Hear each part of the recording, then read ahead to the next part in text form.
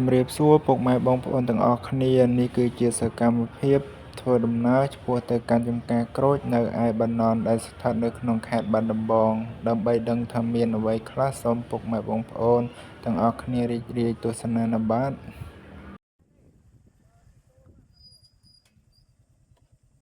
ថ្ងៃទៀតដាក់ទឹកសាទៀត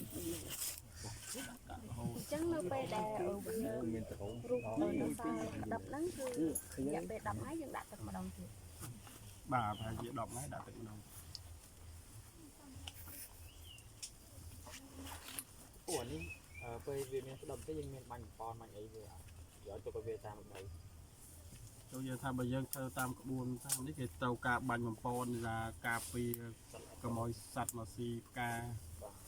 មកអីចឹងឲ្យវាខ្ញុំអត់តាមធម្មជាតិថាខ្ញុំបូមទឹកមកក្រូចបងប្អូនមានអារម្មណ៍ថាក្រូចនេះវាផ្អែមឆ្ងាញ់គាត់ឃើញនៅដីអូខ្ជាយធម្មជាតិសុទ្ធសាធណាបងប្អូននៅអូខ្ជាយអាចកំងបានណាចាសូមអរគុណ